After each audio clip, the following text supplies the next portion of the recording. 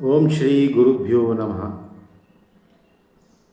ಯಾ ಕುಂದೇಂದು ತುಷಾರಹಾರ ಧವಲ ಯಾ ಶುಭ್ರವಸ್ತ್ರಾನ್ವಿತ ಯಾ ಬ್ರಹ್ಮಾಚ್ಯುತ ಶಂಕರ ಪ್ರಭೃತಿಭಿಃ ದೇವೈಃ ಸದಾ ವಂದಿತಾ ಸಾ ಮಾಂ ಪಾತು ಸರಸ್ವತಿ ಭಗವತಿ ನಿಶೇಷ ಜಾಡ್ಯಾಪಃ.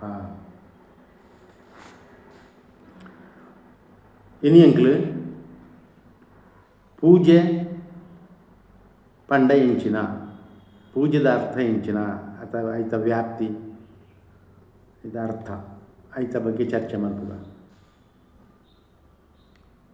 ಪೂನ್ ಮಂಡ ಕೆಟ್ಟದ್ದು ನಂಡ ಒಳ್ಳೆಯದಲ್ಲದ್ದು ಅಂತ ಅರ್ಥ ಉಂಟು. ಜಾನ್ ಪಂಡ ಹೋಗುವಂತೆ ಮಾಡುವುದು.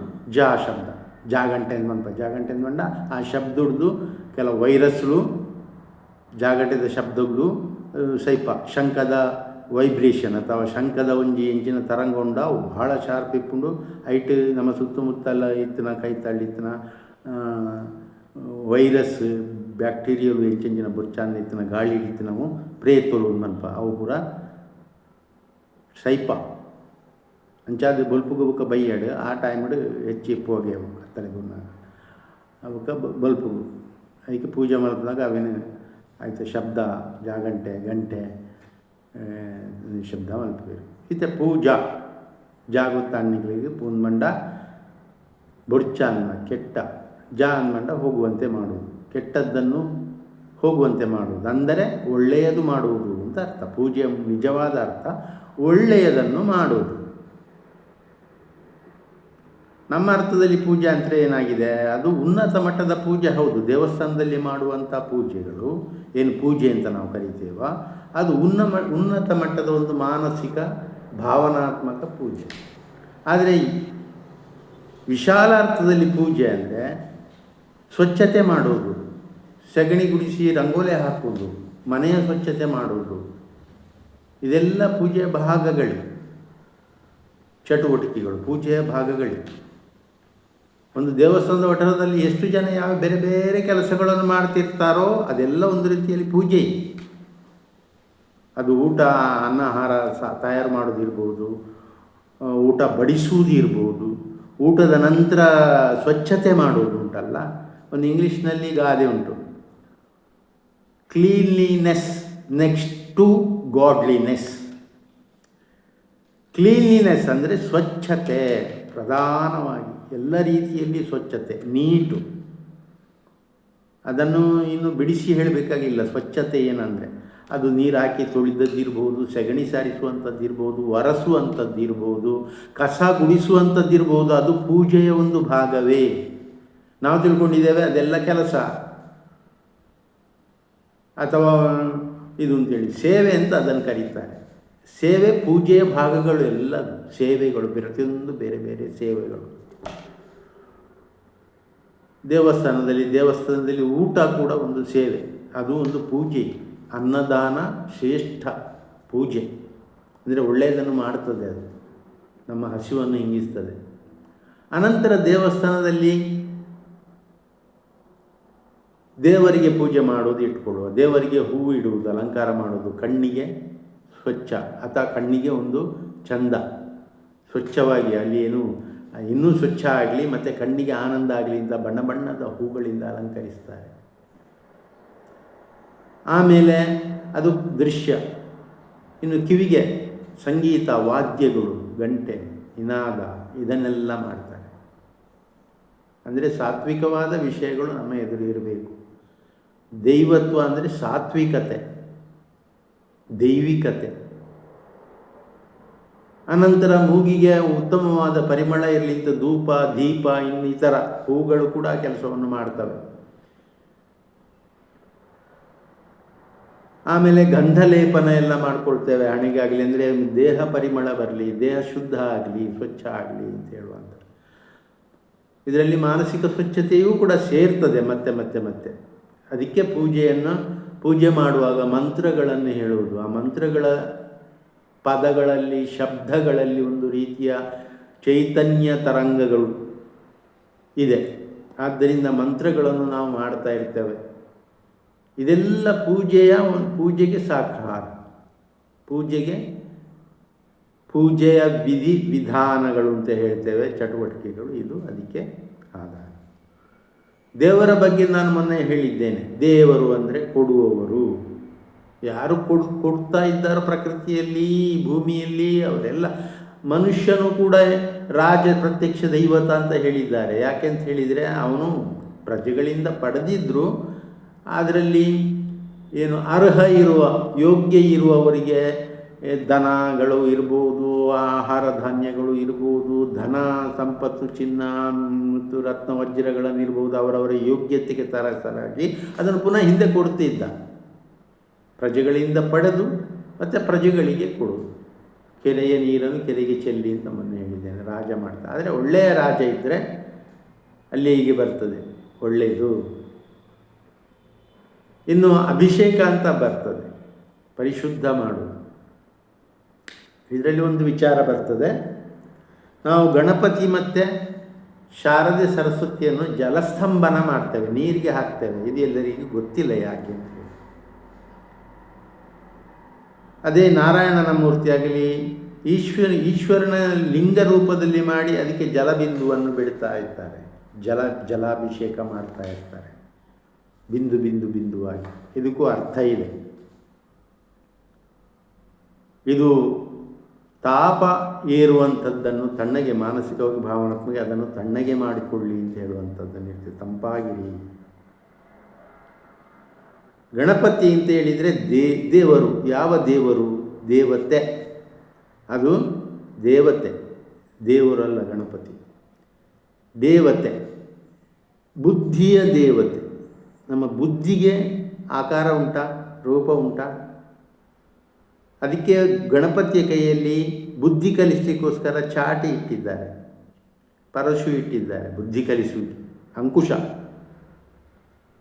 ಚಾಟಿ ಇರ್ತದೆ ಕೈಯಲ್ಲಿ ಗಣಪತಿದ್ದು, ಅಂಕುಶ ಇರ್ತದೆ, ಆನೆಯನ್ನು ಪಳಗಿಸುವ ಅಂಕುಶ ಕೂಡ ಇರ್ತದೆ.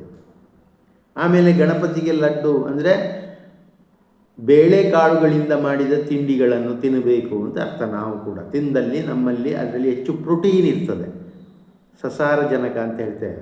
ಕಾರ್ಬೋಹೈಡ್ರೇಟ್ ಅಂದರೆ ಶರ್ಕರ ಪಿಷ್ಟ, ಸಕ್ಕರೆ ಇರುವಂತಹ ಧಾನ್ಯಗಳು, ದ್ವಿದಳ ಧಾನ್ಯಗಳು ಮತ್ತು ಪ್ರೋಟೀನ್ ಯಾವ ವಸ್ತುಗಳಲ್ಲಿ ಇರ್ತದೋ ಅವು ನಮಗೆ ಬುದ್ಧಿ ಮತ್ತು ಮೆದುಳಿಗೆ ಬೇಕು.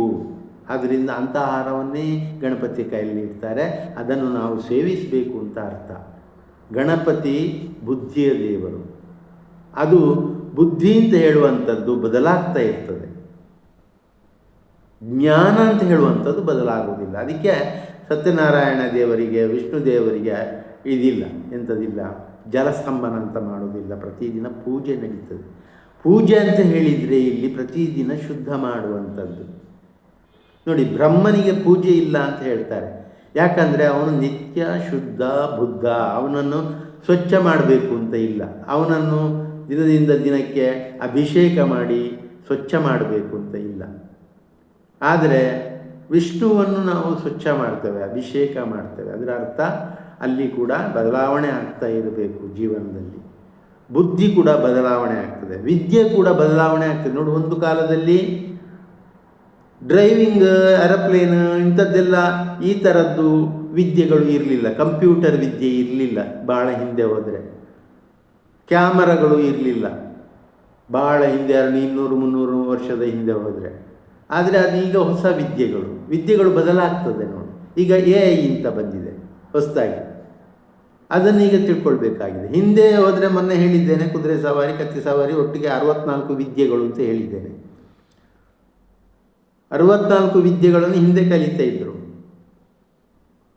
ತುಂಬ ವಿದ್ಯೆಗಳಿದೆ. ಅದು ಬರೆಯುವುದು ಒಂದು ವಿದ್ಯೆ, ಓದುವುದು ಒಂದು ವಿದ್ಯೆ, ಮಾತನಾಡುವುದು ಒಂದು ವಿದ್ಯೆ. ಮಾತನಾಡುವ ಯಾವುದೇ ಭಾಷೆದ್ದು ಈಗ ಚೈನಾ ಇರ್ಬೋದು, ಇಟಲಿ ಇರ್ಬೋದು, ಫ್ರಾನ್ಸ್ ಭಾಷೆ, ಆ ಭಾಷೆಯನ್ನು ಕರೆದರೆ ಅಲ್ಲಿ ಹೋಗಿ ಟ್ರಾನ್ಸ್ಲೇಷನ್ ಮಾಡುವಂಥದ್ದು ಕೆಲಸ, ಉದ್ಯೋಗ, ಟ್ರಾನ್ಸ್ಲೇಟ್ ಮಾಡೋದು. ಅದು ಆ ವಿದ್ಯೆಯನ್ನು ಕಲಿತು ಅದರಿಂದ ನಾವು ಜೀವನದ ಬೇಕಾದ ದುಡ್ಡು ಅಥವಾ ಯಾವುದೋ ವಸ್ತುವನ್ನು ಸಂಪಾದನೆ ಮಾಡಲಿಕ್ಕೆ ನಮಗೆ ವಿದ್ಯೆ ಬೇಕು.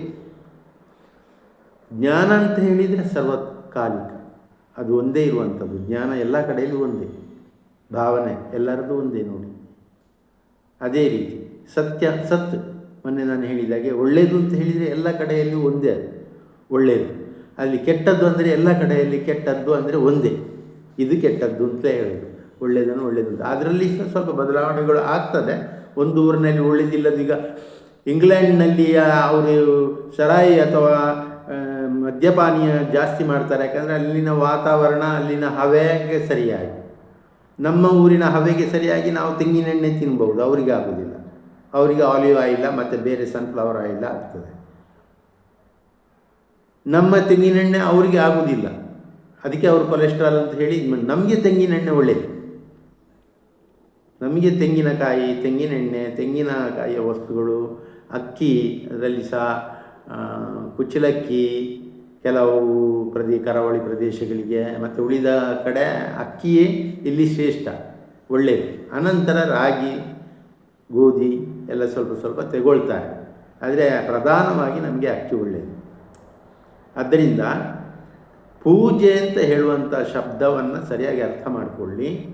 ಕೆಟ್ಟದ್ದನ್ನು ಹೋಗುವಂತೆ ಮಾಡುವುದು ಏನುಂಟು ಅದೆಲ್ಲ ಪೂಜೆ ಅಂತ ಕರೆಯಲ್ಪಡ್ತದೆ ಸಂಸ್ಕೃತದಲ್ಲಿ. ಒಳ್ಳೆಯದನ್ನು ಮಾಡುವುದು. ಇನ್ನು ಒಳ್ಳೆಯದು ಅಂದರೆ ಏನು ಅಂತ ನಾನು ಮೊನ್ನೆ ಹೇಳಿದ್ದೇನೆ. ಒಳ್ಳೆಯದು ಅಂದರೆ ಎಲ್ಲದರಲ್ಲಿ ಒಂದು ಮಿತಿಯಲ್ಲಿ ಇರುವುದು. ಎಷ್ಟು ಬೇಕೋ ಅಷ್ಟು ಮಾಡುವುದು. ಅದಕ್ಕೆ ಹೆಚ್ಚು ಮಾಡಿದರೆ, ಹೆಚ್ಚು ನೀವು ಏನಾದರೂ ಮಾತಾಡಲಿಕ್ಕೆ ಹೋದರೆ ಅದು ತಪ್ಪಾಗ್ತದೆ, ತುಂಬ ಮಾತಾಡ್ತಾನೆ. ಕಡಿಮೆ ಮಾತಾಡಿದರೆ ಕಡಿಮೆ ಆಗ್ತದೆ. ಎಷ್ಟು ಬೇಕು, ಎಲ್ಲಿ ಎಷ್ಟು ಬೇಕು, ಹೇಗೆ ಬೇಕು, ಆಯಾ ಸಂದರ್ಭವನ್ನು ಅರ್ಥ ಮಾಡಿಕೊಂಡು ಕೆಲಸಗಳನ್ನು ಮಾಡೋದು, ಮಾತಾಡೋದು, ತಿನ್ನುವುದು. ಎಷ್ಟು ಬೇಕು ಅಷ್ಟೇ ತಿನ್ನಬೇಕು. ಅದು ಅತಿಯಾದರೂ ಕೂಡ ಅದರಿಂದ ನಮಗೆ ತೊಂದರೆ ಇದೆ. ಆದ್ದರಿಂದ ಇವತ್ತಿನ ಒಂದು ಕೆಲವು ನಿಮಿಷಗಳ ಮಾತುಗಳನ್ನು ಇಟ್ಟಿದ್ದೇನೆ. ಬಂಧುಗಳೇ,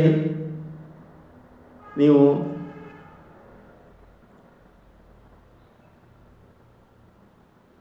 ಈ ಚಾನಲನ್ನು, ಭಾರತೀಯಂ ಎಂಬ ಒಂದು ವಿಡಿಯೋ ಚಾನಲನ್ನು ನೋಡಿ, ಲೈಕ್ ಮಾಡಿ, ಶೇರ್ ಮಾಡಿ, ಹಾಗೂ ಸಬ್ಸ್ಕ್ರೈಬ್ ಮಾಡಿ. ಇದರಿಂದ ಏನು ನಿಮಗೆ ಸಮಸ್ಯೆಗಳು ಬರುವುದಿಲ್ಲ. ಸಬ್ಸ್ಕ್ರೈಬ್ ಮಾಡಿ. ಸಬ್ಸ್ಕ್ರೈಬ್ ಮಾಡಿದರೆ ನನ್ನ ಮುಂದಿನ ಕೆಲಸಗಳಿಗೆ ಅನುಕೂಲ ಆಗ್ತದೆ. ನಾನು ಮುಂದೆ ವಿಡಿಯೋ ಇನ್ನೂ ಉತ್ತಮ ಉತ್ತಮ ವಿಚಾರಗಳನ್ನು ಹೇಳಲಿಕ್ಕಿದ್ದೇನೆ, ಮೂಲ ವಿಚಾರಗಳನ್ನು ಹೇಳಲಿಕ್ಕಿದ್ದೇನೆ. ಆದ್ದರಿಂದ ಎಲ್ಲರೂ ದಯವಿಟ್ಟು ಸಬ್ಸ್ಕ್ರೈಬ್ ಮಾಡಿ, ಶೇರ್ ಮಾಡಿ, ಲೈಕ್ ಮಾಡಿ. ಇನ್ನೊಮ್ಮೆ ಕೇಳಿಕೊಳ್ಳುತ್ತಾ ಇವತ್ತಿನ ಕಾರ್ಯಕ್ರಮವನ್ನು ಮುಂದುವರಿಸುವ. ಸರ್ವೇ ಭವಂತು ಸುಖಿನಃ, ಸರ್ವೇ ಸಂತು ನಿರಾಮಯ, ಸರ್ವೇ ಭದ್ರಾಣಿ ಪಶ್ಯಂತು, ಮಾ ಕಶ್ಚಿತ್ ದುಃಖ ಭಾಗ್ ಭವೇತ್.